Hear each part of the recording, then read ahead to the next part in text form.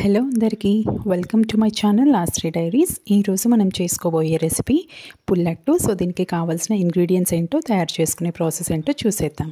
ముందుగా దీనికోసం మనం ఒక కప్ ఆఫ్ రైస్ అండ్ అలాగే ఒక కప్ మినపగుళ్ళు 4 hours పాటు నానబెట్టుకోవాలి. నానబెట్టుకున్న తర్వాత 1 cup ఆఫ్ రైస్కి 1 cup ఆఫ్ మినపగుళ్ళకి 5 cups ఆఫ్ రైస్ అయితే తీసుకోవాలి.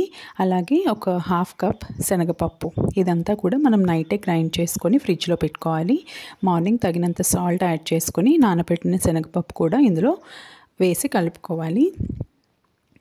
దీంట్లో వాటర్ అయితే ఎక్కువ యాడ్ చేయాల్సిన అవసరం అయితే లేదండి. ఇలా శనగపప్పు వేసి కలుపుకున్న తర్వాత శనగపప్పు అంతా ఒకేసారి కాకుండా ఇలా కొద్ది కొద్దిగా వేసుకుంటూ కలుపుకోవాలి. ఇలా బాగా మిక్స్ అయిపోయింది కదా. ఇప్పుడు మనం పుల్లట్టు అయితే వేసేసుకుందాం. ముందుగా పెనం పెట్టేసుకుందాం.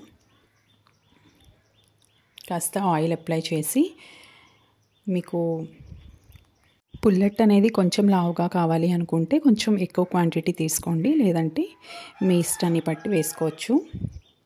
ఇలా సిమ్లో పెట్టుకొని వేసుకోండి దీన్ని. ఇలా వేసుకున్న తర్వాత ఒక మూత పెట్టేసుకోవాలి. ఒక 5 minutes సిమ్లో అలా ఉడకనివ్వాలి. నెక్స్ట్ దీన్ని మనం ఇప్పుడు ఫ్లిప్ చేసుకుందాం. ఇది మూత తీసాక కొద్దిగా ఆయిల్ కూడా యాడ్ చేసుకోవాలి. ఇంకా ఇది మనకి కొంచెం పచ్చిగా అనిపిస్తుంది కదా, సో మళ్ళీ కాసేపు మూత పెట్టుకుందాం.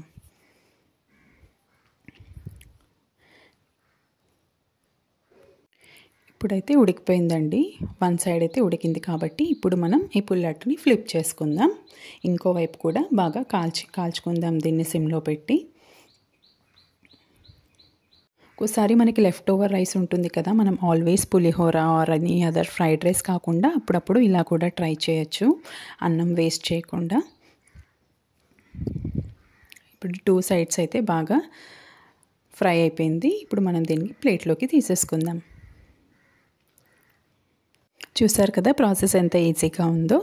మీ ఇంట్లో కూడా ఎప్పుడైనా లెఫ్ట్ ఓవర్ రైస్ మిగిలిపోయింది అనుకోండి, ఇలా ఈ రెసిపీని ట్రై చేయండి. ఇంకా మన ఛానల్ని ఫస్ట్ టైం ఎవరైనా చూసిన వాళ్ళు ఉంటే please subscribe our channel for more cooking videos. Video నచ్చితే లైక్ చేయండి, షేర్ చేయండి. Thanks for watching.